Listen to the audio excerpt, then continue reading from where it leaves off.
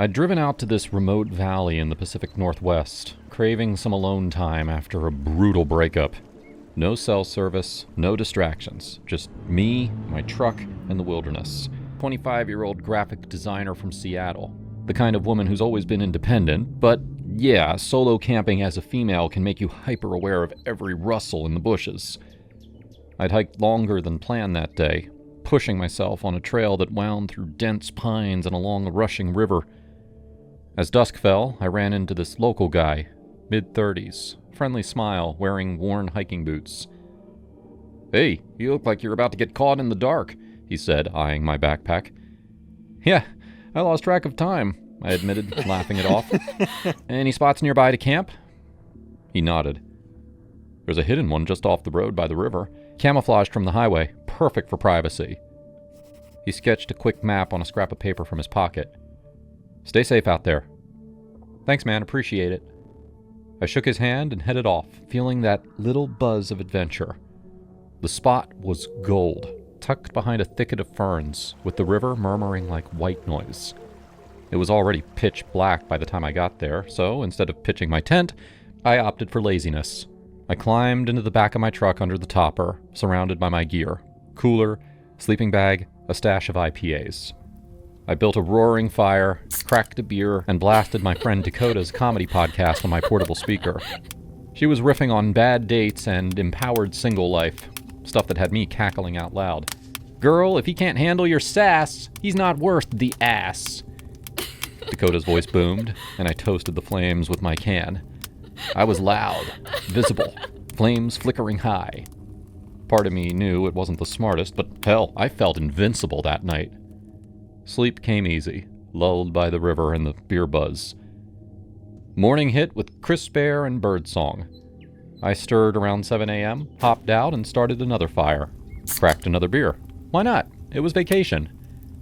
I was frying eggs and bacon on my camp stove when I sensed it. Movement at the edge of the clearing. There he was. A man, shuffling closer but never meeting my eyes. He looked rough, like he'd been out here for months. Long, ratty beard tangled with twigs, clothes layered in filth, and goddamn, at least 10 plastic grocery bags tied all over him, rustling like some messed up wind chime. My stomach twisted. "Morning! Beautiful day, huh?" I called out, trying to sound casual. Nothing. No nod, no grunt. He just paced the perimeter, eyes darting at my gear, my truck, everything but me. "You hungry? I've got some extra breakfast here. Eggs? Bacon?" I offered, forcing a smile. Still nothing. He muttered something under his breath, too low to catch, then turned his back, wandering like he owned the place. "Want a beer? It's early, but what the hell?" I tried again, grabbing one from the cooler. He froze, back still to me. That's when the creep factor hit full throttle. Was he watching me last night? Had he been lurking while I laughed at podcasts and drank by the fire? I glanced at my bear spray and buck knife tucked right by the stove. "Listen, dude," I said louder, "you're either going to acknowledge me or get the hell out of here right now." He ignored me, shuffling closer to my truck. "Motherfucker, I said acknowledge me or leave!" I shouted, grabbing the bear mace. I took a few steps toward him, canister raised. "I'm not playing!" He sulked away then, bags crinkling as he vanished into the underbrush. No words, no fight, just gone. I didn't wait. Threw my into the truck, half-cooked breakfast, gear tumbling, and peeled out of there, heart slamming against my ribs.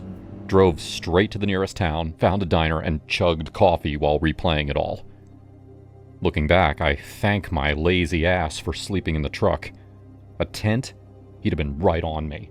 That nice local probably saved me by suggesting the spot, but who knows if the creepy guy had been watching from afar.